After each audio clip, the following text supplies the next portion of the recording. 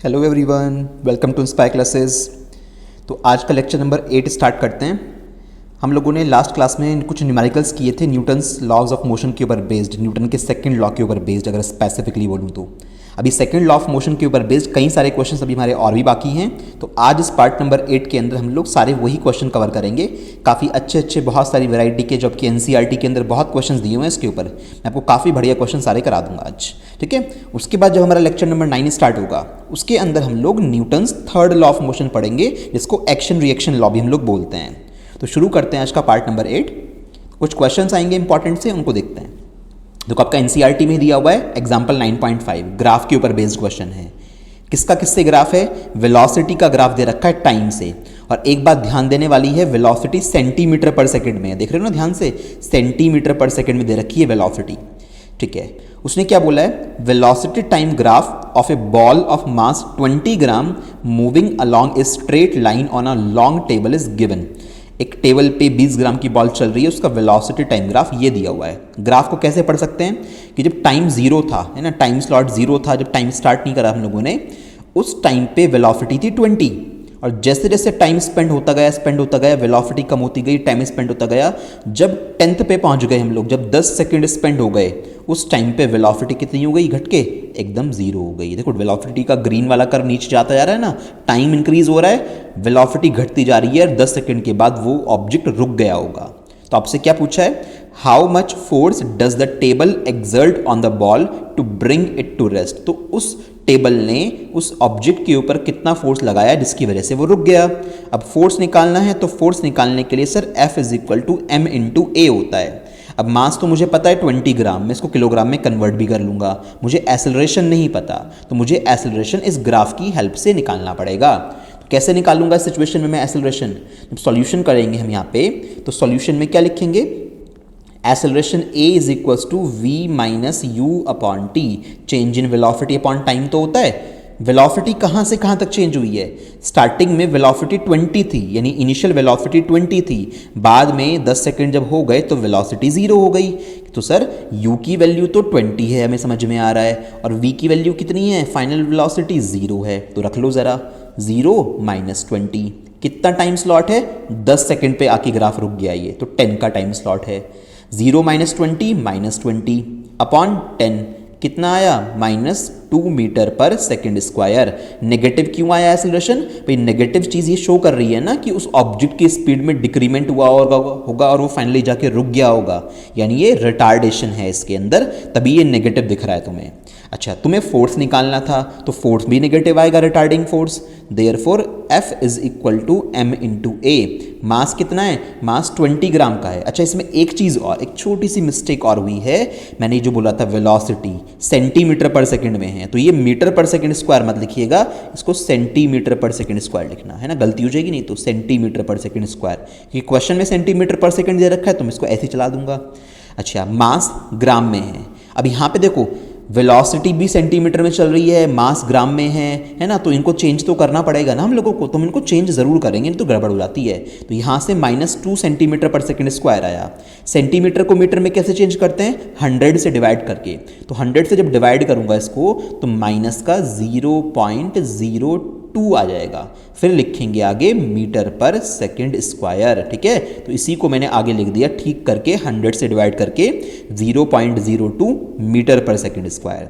अब ये तो ठीक हो गया, मास को भी ठीक कर लो। मास 20 ग्राम दे रखा है, इसको 1000 से डिवाइड करेंगे तो 20 अपॉन 1000 किलोग्राम में चेंज हो जाएगा, क्योंकि 1 किलोग्राम में 1000 ग्राम होते हैं। तो इससे 0 से 0 कट गया, 100 से डिवाइड किया तो 0.02 किलोग्राम आया हमारे पास।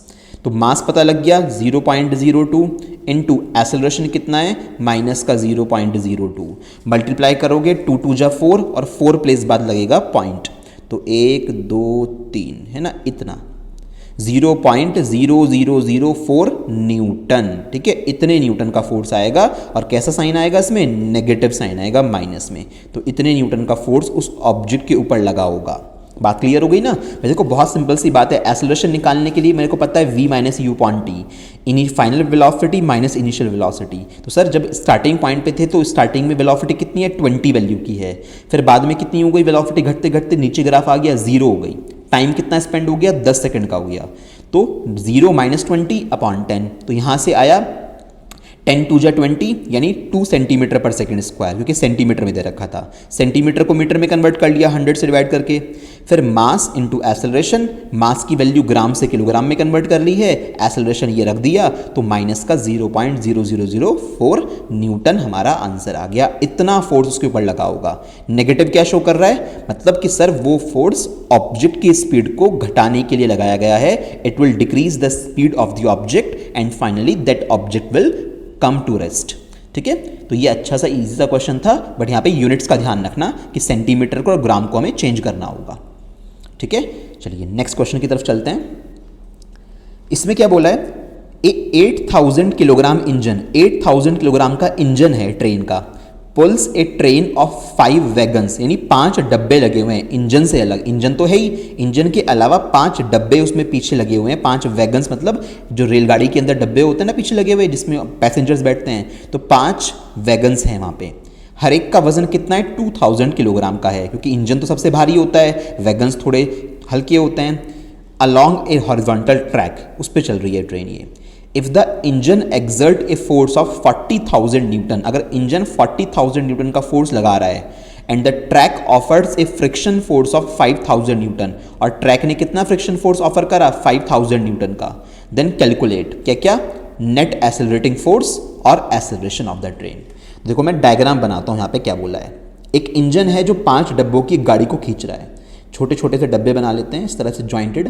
5 डब्बों की एक ट्रेन है जिसमें डब्बे 5 हैं, और छठा डब्बा क्या हो गया, उसका इंजन हो गया। तो हमने 5 तो ये वैगन्स बना दिए। इसके अलावा मैं इंजन को रेड कलर से बना देता हूँ, ये है इंजन। ठीक है, थोड़ा सा इस पर कैपिंग से लगा दी ताकि लगे कि हाँ ये इंजन सा है, तो ये इंजन है हमारा। ठीक है, सब पे पहिए बना दो, थोड़ा समझाने के लिए, ताकि चीज़ें क्लैरिटी के साथ समझ में आ जाएं। ऐसा है, ये सारा कुछ जितना भी है ये एक ट्रैक पे जा रहा होगा, ये हमारी ट्रेन हो गई। ठीक है ना, ये हमारा हॉरिजॉन्टल ट्रैक हो गया, इसके ऊपर ये सारा सिस्टम चल रहा है। ठीक है, ये हमारा क्या हो गया, ये हमारा इंजन हो गया, मैंने इस पर ई लिख दिया। कितनी वैगन्स हैं, 1 2 3 4 5, तो 5 डब्बों को खींच के ले जा रहा है। कितना फोर्स लगा रहा है ये आगे की तरफ, सर फोर्स लग रहा है F = 40,000 न्यूटन का, 40,000 न्यूटन का फोर्स लगा रहा है। फ्रिक्शन फोर्स कितने का है, 5,000 न्यूटन का। फ्रिक्शन तो मोशन को अपोज करता है ना, तो फ्रिक्शन पीछे की तरफ लगेगा। इस तरफ मैंने फ्रिक्शन दिखा दिया ग्राउंड पे, बैक साइड पे। कितना फ्रिक्शन है सर, F = इसको स्मॉल f से शो कर लेना। फ्रिक्शन फोर्स जो है F = 5,000 न्यूटन। 5,000 न्यूटन का फ्रिक्शन फोर्स है। फ्रिक्शन हमेशा मोशन को अपोज करता है, तो ये इंजन इन 5 गाड़ी मतलब 5 डब्बों को आगे की तरफ खींच रहा है 40,000 न्यूटन के वेट से, फोर्स से। पीछे की तरफ फ्रिक्शन फोर्स काम कर रहा है, तो नेट एक्सेलरेटिंग फोर्स कितना हो गया, 40,000 आगे लग रहा है, 5,000 पीछे लग रहा है, क्योंकि फ्रिक्शन पीछे कोई लगेगा, रोकने की कोशिश करेगा। तो ए पार्ट में हम F नेट निकाल सकते हैं। हमसे नेट फोर्स पूछा है ना, कितना नेट एक्सेलरेटिंग फोर्स है, तो F नेट कितना आ जाएगा, 40,000 फॉरवर्ड डायरेक्शन में माइनस 5,000 बैकवर्ड डायरेक्शन में, तो टोटल आंसर आएगा 35,000 न्यूटन। ठीक है, in forward direction, in forward direction, आगे की तरफ इतना नेट फोर्स है जिसकी वजह से वो इंजन चल रहा है, यानी वो पूरी की पूरी ट्रेन चल रही है। और क्या पूछा है, the acceleration of the train. तो अब एक्सेलरेशन भी निकाल लेते हैं हम लोग ट्रेन का। तो by Newton's second law of motion, भाई एक्सेलरेशन निकालने के लिए न्यूटन का सेकेंड लॉ यूज करेंगे। सेकेंड लॉ ऑफ मोशन, यहाँ से हम लोग आराम से एक्सेलरेशन निकाल लेंगे। एक्सेलरेशन निकालने के लिए क्या formula, F net = m × a। Sir net force कितना है, नेट फोर्स 35,000 का है, हमने भी निकाला है, तो F net की जगह 35,000 आ गया। मास ध्यान से रखना, 8,000 किलो का तो इंजन है, और 2,000 किलो की एक वैगन का मास है, तो ऐसे से 5 वैगन है, 2,000 2,000 2,000 2,000 2,000, तो 10,000 किलोग्राम तो वैगन्स का मास हो गया। मानते हो ना भाई, इक्वल टू में टोटल मास रखोगे तो 10,000 तो वैगन्स का मास हो गया, प्लस 8,000 किलोग्राम किसका हो गया, आपके इंजन का हो गया। तो 2,000 सबका है, हर एक वैगन का 2,000 है, ऐसे से 5 वैगन से, तो 10,000 वैगन्स का मास प्लस 8,000 इंजन का मास, तो टोटल मास मैंने लिख दिया। इनटू में एक्सेलरेशन, इनटू में क्या आ जाएगा, इनटू ए। तो 35,000 डिवाइडेड बाय कितना है 10,000, और ये कितना आएगा 18,000 इज इक्वल टू ए। तो जब ए को सॉल्व करोगे आप लोग तो हमारे पास सॉल्व करने के बाद ए की वैल्यू लगभग जो आएगी वो आ जाएगी अप्रॉक्सीमेट 1.94 मीटर पर सेकंड स्क्वायर। इतना नेट एक्सेलरेशन हमारे पास आ जाएगा। ठीक है, इसको सॉल्व करोगे भाई 3 0 से 3 0 कट जाएंगी, 18 से डिवाइड कर लेना 35 को, आराम से 1.94 के आसपास आंसर आ जाएगा आपका। ओके, अब इसमें कभी कभी क्या होता है, थर्ड पार्ट ऐसे भी पूछ लेते हैं कि जैसे ये वैगन की मैं काउंटिंग अगर लिख दूं तो सर ये फर्स्ट वैगन है, ये सेकंड है, ये थर्ड है, ये फोर्थ है, ये फिफ्थ है। वो पूछ लेते हैं कि फर्स्ट वाले वैगन ने बाकी पीछे वाले वैगन्स पे कितना फोर्स लगाया। तो फोर्स एक्सर्टेड बाय वैगन 1 यानी पहले डब्बे ने बाकी 4 डब्बों पे, पीछे तो 4 डब्बे रह गए, इनको खींचने के लिए कितना फोर्स लगाया। तो इसके ऊपर इन चारों का जो मास होगा वो हमें जोड़ना पड़ेगा। भाई फर्स्ट वाले से पूछे तुम किसको खींच रहे हो, फर्स्ट वाला क्या बोलेगा कि मैं इन 4 डब्बों को खींच रहा हूं, तो फर्स्ट वाले की वजह से बाकी पे लगने वाला फोर्स, तो इसका सी पार्ट मैं एक अलग से बना देता हूं, force by wagon 1, force by wagon 1 on the other wagons, कितना फोर्स लगाएगा, that force will be equal to m into a. ठीक है, m डैश कुछ और मास आएगा ना, कितने मास को खींच रहा है ये, भाई अपना मास इंक्लूड नहीं करना, ये खींच रहा है बाकी पे कितना फोर्स लगा रहा है। तो बाकियों का पहले मास देखो ना, 2000 2000 2000 2000 8000 किलोग्राम का मास है। कितना है, 8000 किलोग्राम का मास है। इनटू में एक्सेलरेशन तो निकाल ही लिया था आपने ऊपर पूरा 1.94, मल्टीप्लाई करके जो भी सॉल्व करोगे उतने न्यूटन आंसर आ जाएगा। यानी उतना फोर्स फर्स्ट वाली बोगी ने, फर्स्ट वाले वैगन ने बाकी पीछे वाले वैगन्स पे लगाया होगा।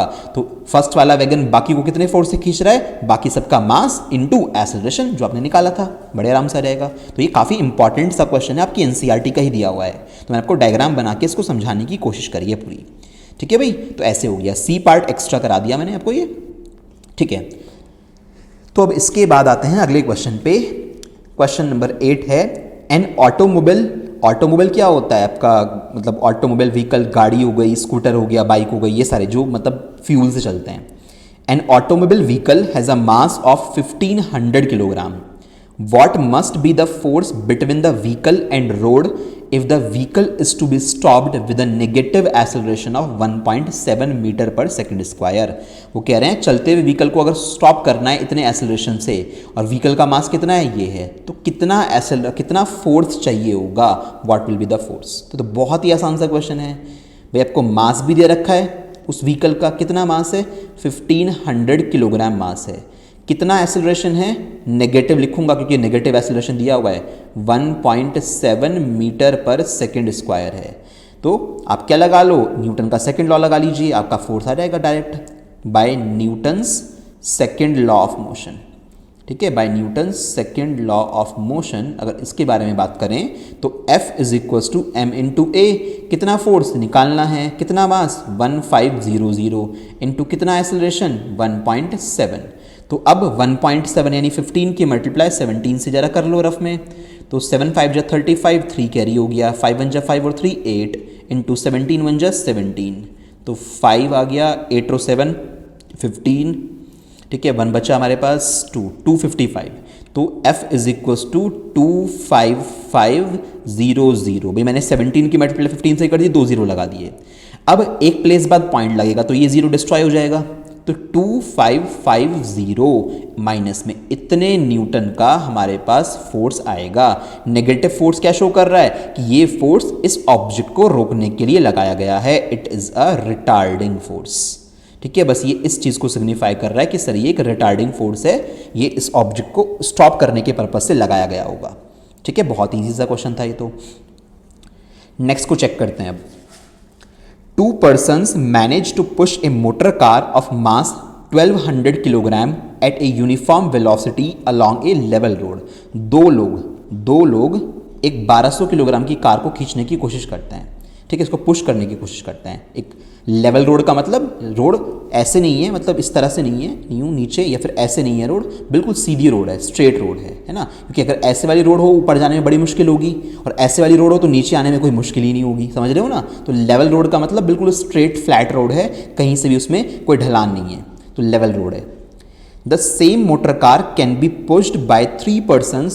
अगर उसी मोटर कार को 3 persons पुश करें to produce an acceleration of 0.2 metre per second square, तो उसमें 0.2 मीटर पर सेकेंड स्क्वायर का एक्सेलरेशन प्रोड्यूस हो जाता है। यानी 3 लोगों ने मिलकर फोर्स लगाया तो इतना उसमें एक्सेलरेशन आया। तो आपसे पूछा है कि with what force does each person push the car, तो एक बंदे ने कितना फोर्स लगाया है।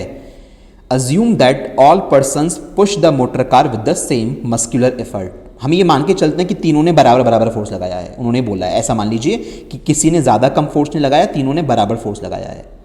तो ये तो बहुत इजी क्वेश्चन है, आप टोटल फोर्स निकाल लो, उसको 3 से डिवाइड कर देना, है ना भाई। टोटल फोर्स जो आएगा वो 3 लोगों ने मिलकर लगाया हुआ होगा ना, बस। तो F is equal to M into a, कहाँ से आया सर, ये न्यूटन के सेकेंड लॉ के आया, by Newton's second law of motion, by Newton's second law of motion. जब भी फॉर्मूला लिखोगे ज़रूर लिख देना कि ये फॉर्मूला किस चीज़ को सिग्निफाई करता है। तो सेकेंड लॉ ऑफ मोशन का है, कितना फोर्स से निकालना है, मास कितना है 1200 किलोग्राम, सब कुछ ठीक है, एक्सेलरेशन 0.2 का। तो F इज इक्वल टू 12 टू जा 24, 2 जीरो लगाओगे उसमें से एक जीरो पॉइंट में खत्म हो जाएगी, तो 240 न्यूटन आया। आंसर नहीं है ये, this is the force exerted by 3 persons, ये टोटल फोर्स आया है, ये टोटल फोर्स आया है। आपको क्या करना था, what force does each person, एक पर्सन ने कितना लगाया, therefore force exerted by F total, कितने पर्सन्स के थ्रू ब्रैकेट में लिख लेना इसको यहाँ पे, बाय 3 पर्सन्स, 3 लोगों ने मिलके 240 न्यूटन का फोर्स लगाया। तो force exerted by 1 person, force exerted by 1 person कितना आ जाएगा सर, 240 को 3 से डिवाइड कर दो, 3 8 या 24, तो 80 न्यूटन का फोर्स एक बंदे ने लगाया होगा उस पर्टिकुलर गाड़ी को आगे, उस मोटर कार को आगे की तरफ पुश करने में। बहुत क्लियर से बात समझ में आ रही है भाई, बोल रहे हैं 3 लोगों ने मिलके जब फोर्स लगाया तो 0.2 मीटर पर सेकेंड स्क्वायर का एक्सेलरेशन प्रोड्यूस हुआ। तो मैंने निकाल लिया टोटल कितना फोर्स लगा होगा, 240 न्यूटन, 240 न्यूटन लगा होगा। 3 लोगों ने मिलकर लगाया तो एक ने कितना लगाया होगा, 3 से डिवाइड कर दिया, 80 न्यूटन का फोर्स एक सिंगल पर्सन ने लगाया होगा। ठीक है, क्योंकि यहाँ पे ये ऑलरेडी अज्यूम किया जा चुका है कि तीनों लोगों ने बराबर बराबर फोर्स लगाए हैं, इसलिए 240 को डायरेक्ट 3 से डिवाइड करके एक पर्सन के थ्रू एक्सर्टेड फोर्स आएगा 80 न्यूटन का। ठीक है, तो ये बात भी क्लियर हो गई। अगला क्वेश्चन देखते हैं, ये सब एनसीईआरटी में दे रखे हैं, बुक खोल के देखना आप। ए हैमर ऑफ मास 500 ग्राम, आधा किलो का एक हैमर है, हैमर हथौड़े को बोलते हैं, moving at 50 metre per second, 50 metre per second से वो चल रहा है। स्ट्राइक्स इन नेल, नेल मतलब एक कील पे वो आके स्ट्राइक करता है। देखो मैं डायग्राम बनाता हूँ, एक वुडन का ब्लॉक होगा, उस पर कोई कील हम लोगों को लगानी है, हम लोगों ने कील एक नेल बना दी यहाँ से, आयरन नेल इस तरह से, ठीक है, ऐसे वो आयरन नेल होगी। हमारा जो हैमर है वो हैमर ऊपर से ऐसे स्ट्राइक करेगा, इस तरह से ये हम हैमर बना लेते हैं, ठीक है ना, ये हमारा हैमर है। ये हैमर ऊपर से इस नेल पे स्ट्राइक करेगा, दिस इज आयरन नेल। ये क्या है, नेल, नेल मतलब किसको बोलते हैं, नेल मतलब लोहे की कील। ये क्या है, ये है हमारा हैमर, ठीक है। अच्छा, द हैमर 500 ग्राम का है, moving at 50 metre per second, 50 metre per second से आ रहा था, तो इसकी इनिशियल वेलोसिटी कितनी हो गई, इसकी इनिशियल वेलोसिटी जो u है वो u 50 मीटर पर सेकेंड हो गई, ठीक है। Strikes a nail, the nail stops the hammer in a very short duration of 0.01 second, जो टाइम लगा 0.01 सेकेंड का लगा और वो आयरन नेल रुक गई, स्टॉप हो गई, है ना, सॉरी ये हैमर जो है स्टॉप हो गया, नीचे नीचे आया होगा, जैसे इसने स्ट्राइक करा नेल पे तो हैमर रुक गया वहाँ पे, तो v इज इक्वल टू क्या हो गया, फाइनली 0 हो गया। आपसे पूछा है what is the force of the nail on the hammer, इस नेल ने इस हैमर पे कितना फोर्स लगाया होगा। भाई जितना फोर्स हैमर नेल पे लगाएगा उतना नेल भी हैमर पे लगाएगी, सेम टू सेम बात ही है। तो आपको क्या करना पड़ेगा, मास तो आपको पता ही है हैमर का, आप ये निकाल लो कि इस हैमर ने जब नेल को स्ट्राइक किया था तो उस टाइम पे कितना एक्सेलरेशन था, क्योंकि फोर्स निकालने के लिए एक्सेलरेशन चाहिए होगा ना। तो हमारे पास हमारा हथौड़ा, हमारा हैमर 50 मीटर पर सेकेंड से चलता हुआ आया और जैसे ही उसने आयरन नेल को स्ट्राइक किया वो स्टॉप हो गया, क्योंकि आयरन नेल को स्ट्राइक करेंगे तो वहाँ पे वो रुक जाएगा हथौड़ा एकदम आके। तो उस सिचुएशन में क्या हो रहा है, आपसे एक्सेलरेशन आपको निकालना पड़ेगा सो दैट आप फोर्स कैलकुलेट कर सको। तो आपको टी भी पता है, यू भी पता है, वी भी पता है, therefore by first equation of motion, first equation of motion आप लगाइए, आप आराम से निकाल लोगे।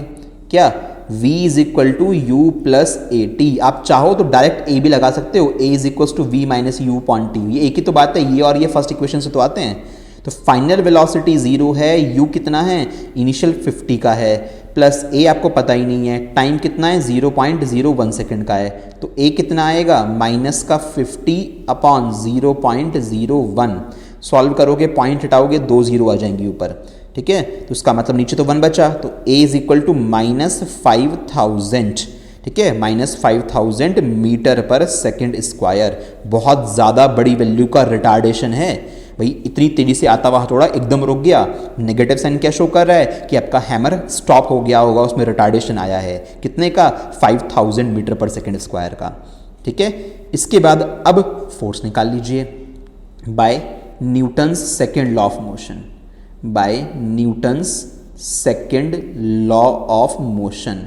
न्यूटन के सेकेंड लॉ ऑफ मोशन की अगर बात करें, वहाँ से फॉर्मूला लगाएं F is equal to M A, तो नेट फोर्स F निकालना होगा। मास कितना है सर, मास है 500 ग्राम। 500 ग्राम तो काम का नहीं है, तो 500 ग्राम को क्या करेंगे हम लोग 1000 से डिवाइड कर लेंगे, सो दैट वो किलोग्राम में चेंज हो जाए। ध्यान रखना 500 ग्राम है ना, किलोग्राम में चेंज करने के लिए 1000 से डिवाइड करोगे। एक्सेलरेशन कितना है, एक्सेलरेशन माइनस 5000 वैल्यू का है, तो 1000 से 5000 5 टाइम्स कट हो गया, 5 जो कितना होता है 25 होता है, तो माइनस 2500 न्यूटन। तो इतने न्यूटन का फोर्स लगाया गया है इस सिचुएशन में हैमर ने नेल पे, ठीक है। तो ये हमारा प्रॉपर आंसर हो गया। भाई नेगेटिव साइन क्या शो कर रहा है, कि नेगेटिव साइन ये शो कर रहा है कि जो भी ऑब्जेक्ट चल रहा था वो रुक गया क्योंकि उस पर रिटार्डिंग फोर्स लगा। तो बहुत इजी सा है पुराना क्वेश्चन, इंपॉर्टेंट है, इजी है। आपको ध्यान रखना कि कहीं पर भी अगर ग्राम है उसे किलोग्राम में कन्वर्ट करना है, कहीं किलोमीटर पर आवर है तो उसे मीटर पर सेकंड में कन्वर्ट करना है, सेंटीमीटर पर सेकंड है तो भी मीटर पर सेकंड में कन्वर्ट करना है। तो यूनिट्स ठीक से आपको अरेंज करनी है। कहीं पे टाइम मिनट में दे रखा है तो उसको सेकंड्स में कन्वर्ट करना है, तो मैंने यहाँ पे यही करा। फर्स्ट इक्वेशन ऑफ मोशन लगा के एक्सेलरेशन जो नेगेटिव आया जिसको रिटार्डेशन बोलते हैं वो निकाल लिया, फिर सेकंड लॉ लगा के हमने आगे सॉल्व कर डाला। हमें फोर्स की वैल्यू पता लग गई कि इतना फोर्स इस हैमर के ऊपर लगा होगा इस नेल की वजह से, इसलिए ये हैमर हमारा फाइनली स्टॉप हो गया, रुक गया, ठीक है। उसने नेल को अंदर स्ट्राइक कर दिया होगा, नेल अंदर चली गई होगी इस ब्लॉक के, ठीक है। तो यहां तक ये हमारा पार्ट हो गया है। लास्ट क्वेश्चन होगा आई थिंक, अब इसको सॉल्व करते हैं, फिर उसके बाद ऑलमोस्ट सारे क्वेश्चन हो जाएंगे। एक आध क्वेश्चन कोई बच जाएगा इस लॉज ऑफ मोशन पे, तो हम लोग नेक्स्ट क्लास में करेंगे क्योंकि वहां पे हमें थर्ड लॉ ऑफ मोशन भी पढ़ना है। अभी तो हमारे 2 ही तो हुए हैं, न्यूटन का फर्स्ट और सेकंड लॉ हुआ है, उसी के क्वेश्चन हम लोग कर रहे हैं सेकंड लॉ के। तो a motor car of mass 1200 kilogram is moving along a straight line with a uniform velocity of 90 kilometre per hour. 1200 kilogram की एक गाड़ी है, वो 90 किलोमीटर पर आवर से जा रही थी, ठीक है। एक कार को बना लेते हैं, सपोज मेरे पास एक कार है इस तरह से, ठीक है, कोई डिज़ाइन वगैरह कुछ नहीं बनाना, मान लो ये गाड़ी है हमारी, ये जा रही है इससे, कितनी, ये मास कितना है, इसका मास है 1200 किलोग्राम। कितनी स्पीड से जा रही है, 90 किलोमीटर पर आवर से जा रही है, तो चेंज करना पड़ेगा किलोमीटर पर आवर को, ठीक है। Its velocity is slowed down to 18 kilometre per hour in 4 second. इसकी वेलोसिटी धीरे धीरे घटते घटते 4 सेकंड के बाद जब देखा गया इस गाड़ी को, आफ्टर 4 सेकंड, इस ड्यूरेशन में कितना टाइम लगा, 4 सेकंड का, तो 4 सेकंड बाद जब देखा गया तो इसकी स्पीड कितनी रह गई, कम होके 18 किलोमीटर पर आवर रह गई। क्या मेरी बात समझ में आ रही है? 1200 किलोग्राम की गाड़ी थी, चल रही है 90 किलोमीटर पर आवर से, आफ्टर 4 सेकंड देखा गया कि इसकी स्पीड कितनी रह गई, 18 रह गई, 90 से डिक्रीज होके, यानी ब्रेक लगाने की कोशिश की गई होगी जिसकी वजह से रिटार्डेशन हुआ है इसमें और धीरे धीरे स्पीड कम हो गई, okay, by an unbalanced external force, ठीक है। कैलकुलेट द एक्सेलरेशन, जो कि एक तरह से रिटार्डेशन ही है यहाँ पे, एंड चेंज इन मोमेंटम। आपको यहाँ पे वो एक्सेलरेशन निकालना है, यानी वो रिटार्डेशन निकालना है जिसकी वजह से गाड़ी की स्पीड कम हुई है, और मोमेंटम में कितना चेंज हुआ है वो भी निकालना है। Also calculate the magnitude of the force required, और फोर्स भी निकालना है। 3 बातें हैं। अब जरा सोचिएगा, एक्सेलरेशन यानी जिसको आप रिटार्डेशन बोलते हो उसको कैलकुलेट कैसे करें। Sir initial velocity 90 kilometre per our की है, तो इनिशियल वेलोसिटी u जो है 90 किलोमीटर पर आवर की है, जिसको मुझे मीटर पर सेकंड में कन्वर्ट करना पड़ेगा। कैसे कन्वर्ट करते हैं मीटर पर सेकंड में, 5/18 से मल्टीप्लाई कर दो, मीटर पर सेकंड में कन्वर्ट हो गया। 18 से कट करोगे, 5 टाइम्स कट हो जाएगा, 5 × 25, तो 25 मीटर पर सेकंड इनिशियल वेलोसिटी हो गई। फाइनल वेलोसिटी v निकालें, 18 किलोमीटर पर आवर दे रखी है, है ना, 18 किलोमीटर पर आवर हो गई। तो 18 इंटू 5/18 करेंगे, मीटर पर सेकेंड में चेंज हो जाएगा। सॉल्व किया, 5 मीटर पर सेकेंड बचा। तो इनिशियल वेलोसिटी पता है, फाइनल पता है, टाइम पता है, निकाल लो एक्सेलरेशन फर्स्ट इक्वेशन लगा के। ठीक है, therefore by first equation of motion, first equation of motion अगर आप अप्लाई करेंगे तो यहाँ से सॉल्व करते वक्त v is equal to u plus 80 लगाओगे। फाइनल वेलोसिटी कितनी है, 5 है। इनिशियल कितनी है, 25 है। a की जगह a, टाइम कितना है, 4 सेकंड का है। तो 25 वहाँ जाके माइनस होगा, -20 बचेगा। a इंटू 4 से डिवाइड करोगे, 4 5 जा 20, तो a कितना आएगा, -5 मीटर पर सेकेंड स्क्वायर। एक तो ये आंसर हो गया। अभी नेगेटिव तो आना ही है, रिटार्डिंग फोर्स है ना, तो रिटार्डेशन हुआ है तभी तो स्पीड कम हुई है, तो एक्सेलरेशन की जगह नेगेटिव साइन तो आएगा ही आएगा। चेंज इन मोमेंटम भी निकालना है। अब चेंज इन मोमेंटम सर हम कैसे निकालें, तो चेंज इन मोमेंटम निकाल सकते हो ना आराम से। भाई इनिशियली आपको मास पता है 1200 किलो, इसकी वेलोसिटी पता है कितनी, 90 को चेंज कर लिया आपने 25 मीटर पर सेकेंड। बाद में मास तो उतना ही रहा होगा 1200 किलोग्राम। स्पीड कितनी, 18 किलोमीटर पर आवर यानी 5 मीटर पर सेकेंड। तो मोमेंटम में चेंज भी निकाल लो, उसमें क्या दिक्कत है। तो अब क्या पूछा है, चेंज इन मोमेंटम। मोमेंटम तो आप पढ़ चुके हो ना, तो चेंज इन मोमेंटम निकाला जा सकता है आराम से। कैसे निकालें सर चेंज इन मोमेंटम, देखो कई सारे तरीके हैं। चेंज इन मोमेंटम को क्या बोलते हो, डेल्टा पी बोलते हो आप। तो डेल्टा पी, फाइनल में से इनिशियल को माइनस करो मोमेंटम को। Final momentum mass into final velocity minus initial momentum mass into initial velocity. Momentum क्या होता है, मास इनटू वेलोसिटी तो होता है। फाइनल मोमेंटम निकालना है तो फाइनल वेलोसिटी लिख दी, इनिशियल मोमेंटम निकालना है तो इनिशियल वेलोसिटी लिख दी। अब m तो दोनों में से कॉमन आ जाएगा, m कॉमन आया, ब्रैकेट में क्या बचा, v माइनस u बचा। कितना मास है गाड़ी का, 1200 किलोग्राम। किलोग्राम में तो चेंज नहीं करना, v माइनस यू, v मतलब फाइनल वेलोसिटी कितनी है, v 5 है, u कितना है 25 है, तो 5 माइनस 25। ठीक है, 5 माइनस 25, 5 माइनस 25। थोड़ा सॉल्व करते हैं, 1200 मल्टीप्लाई बाय 5 माइनस 25, माइनस का 20 आएगा, तो 12 2 जा 24। ठीक है, और 3 0। यूनिट क्या होती है, किलोग्राम मीटर पर सेकेंड। तो मोमेंटम में जो चेंज आया वो 24,000 किलोग्राम मीटर पर सेकेंड का चेंज आया है। क्या मेरी बात से एग्री हो, हम लोगों ने निकाल लिया। नेगेटिव साइन क्या शो करता है, नेगेटिव साइन सिंपल ये शो करता है कि बाद में ऑब्जेक्ट की वेलोसिटी घट गई, इस वजह से मोमेंटम नेगेटिव आ रहा है, बाकी और कोई इशू नहीं है। इसके बाद फोर्स भी पूछा था, पढ़ लो। Also calculate the magnitude of the force required. तो फोर्स कैसे निकालें, फोर्स निकालने के दो ऑप्शन है आपके पास। अब आपको फोर्स कैलकुलेट करना है भाई, या तो आप F is equal to ma लगा दो। मास कितना है ऑब्जेक्ट का, 1200 किलोग्राम। एसेलरेशन कितना है, अभी आपने पीछे निकाला था, एसेलरेशन -5 आया है, तो एसेलरेशन की वैल्यू आपके पास -5 आई है।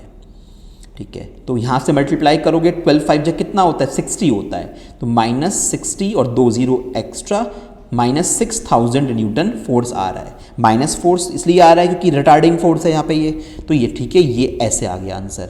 ठीक, आंसर तो आ गया। अगर कोई बंदा चाहता, कोई बच्चा अगर चाहता है इसको दूसरे तरीके से सोचना, तो वो फोर्स को ऐसे भी निकाल सकता है, न्यूटन के लॉ को ऐसे लिख के, F is equal to delta P upon delta T, change in momentum upon time. Force is equal to, momentum में कितना चेंज है आपने अभी भी निकाला है, -24000।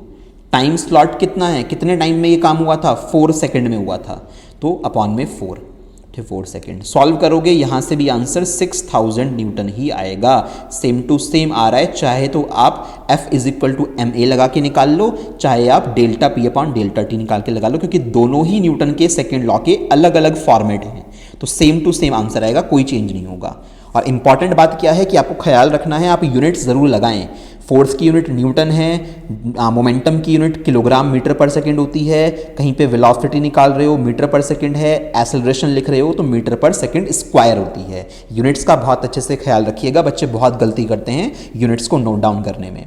ठीक है, तो ये इंपॉर्टेंट वाले सारे क्वेश्चंस जितने भी थे, क्वेश्चन भले ही नोट मत करना, सॉल्यूशन जरूर नोट कर लेना, क्वेश्चन के नंबर डाल लेना, अपनी एनसीईआरटी ओपन करना, उसमें जहां भी क्वेश्चन है पेज नंबर और उसके साथ क्वेश्चन नंबर। मान लिया ये वाला क्वेश्चन तुम्हें पेज नंबर मिला, पेज नंबर 94 पे मिला, तो पेज 94 ऐसी रैंडमली बता रहा हूँ, पेज 94 क्वेश्चन का जो भी नंबर है वो डाल लो अपनी नोटबुक के अंदर। ठीक है, तो आराम से आपको कोई दिक्कत नहीं होगी फिर बाद में क्वेश्चन ढूंढने में।